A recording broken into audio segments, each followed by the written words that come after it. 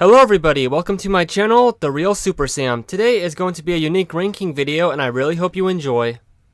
The Joker is one of the greatest supervillains ever, so it's no surprise he has had his own series that got cancelled after 10 issues.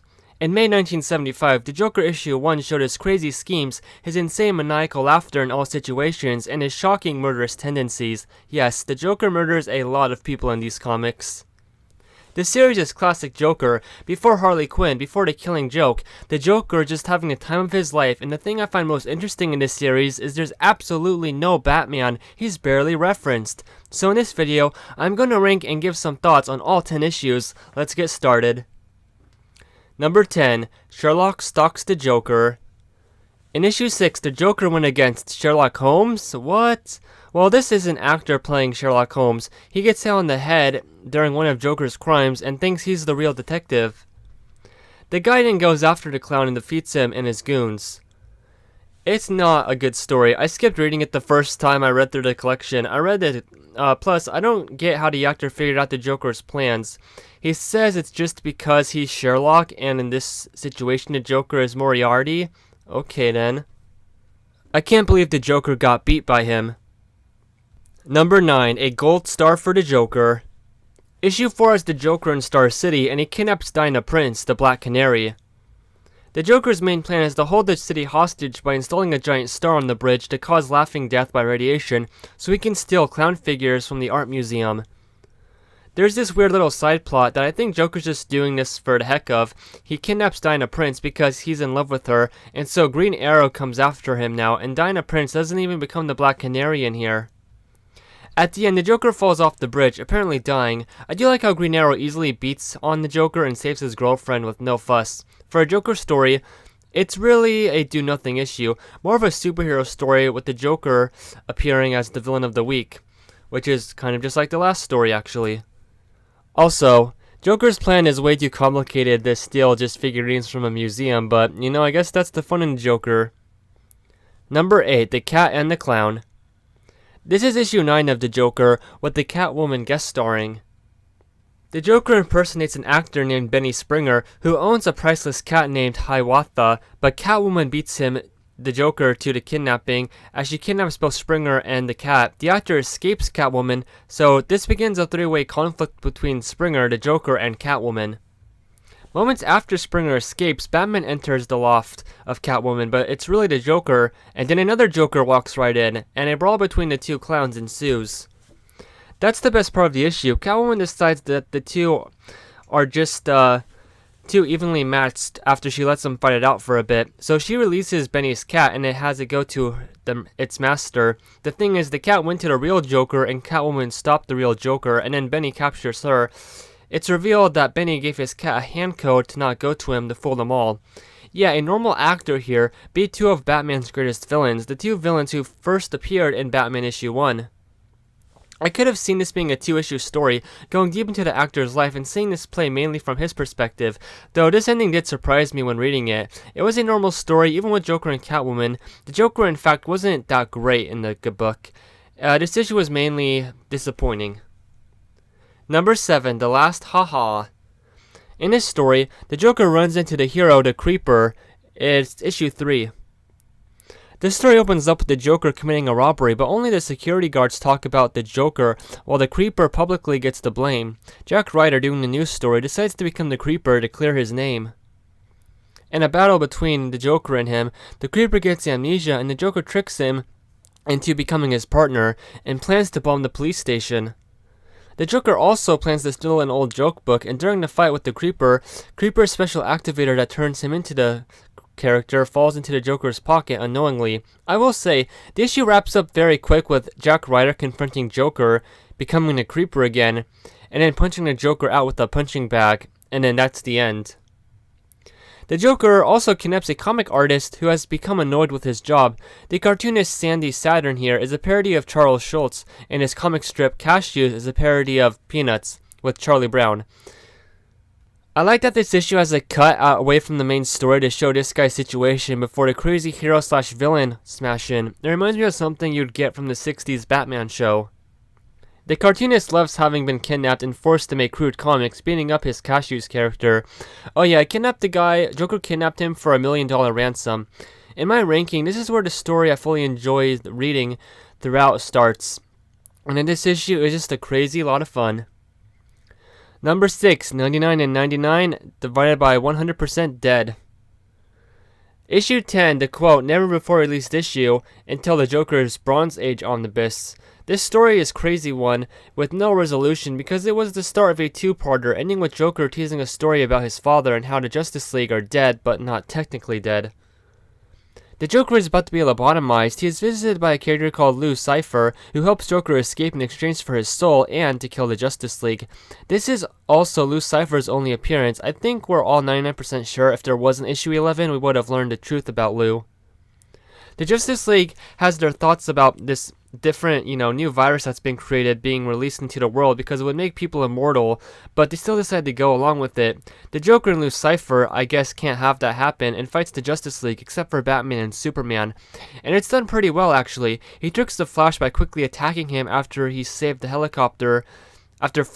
helicopter the Joker was about to crash land in. And he also replaced Green Arrow's arrows when he was knocked out. So Green Arrow basically shoots an arrow into himself, also being trapped in some sort of lion's cage. He shockingly hangs Wonder Woman off a Jokerized Statue of Liberty with her own lasso of truth. And yeah, she did fall because of a banana peel. At the very end, the Joker kills the person he kidnapped and talked to like it was a therapy session, because it's the Joker. This was a very unique and special issue. What happened to it in the real world just added on to the importance in the history of his comics, because it ended on a cliffhanger with a weird tease of what was next, but mostly because I like the 5 other issues more. This one didn't make my top 5, but it is a really entertaining read. Number 5 is The Scarecrow's Fearsome Face-Off. Yay, the Scarecrow, my favorite supervillain. This was the first Joker story I ever read, and I'm probably biased putting this story at number 5, but let me go through it. This is issue 8 of the series, and I should have clarified, this was not my first Joker story, but my first The Joker Volume 1 issue I ever read. Okay. The Joker steals a special fear gas that's apparently better than the Scarecrow's, so the real master of fear comes by to see what's up and tracks the Joker down to his hideout, then chases him to the zoo. It's such a crazy plot that still the art at the top of a hyena's cage in the zoo is what Joker is doing all this for. Yep, that's the Joker for ya. He didn't have to involve the Scarecrow in his plan, but he did it. Just to mess up and beat Crane just for laughs, and Scarecrow fell for it all. This is actually half a Scarecrow story and half a Joker story, I'd say. You see Jonathan Crane go back to his old university to make new fear toxin, and we get his power of just having an aura that makes people chemically terrified around him. Yeah, this isn't a masterful Scarecrow story. He gets punked in the end, accidentally dousing himself in laughing gas. When he's laughing too much, the Joker just escapes him, and I'm pretty sure Scarecrow gets captured by the police. I think the Joker was written well here, and the prime example of why I, objectively, know that the Joker is Gotham/the Batman's greatest threat. Number 4, The Joker Goes Wild. This comic's title is The Joker Goes Wild. This is issue 5 of the series, and about 9 years before Batman 1966 episode 5, the Joker's first appearance in that series, the episode was titled The Joker Is Wild. I don't know, just something fun I wanted to bring up.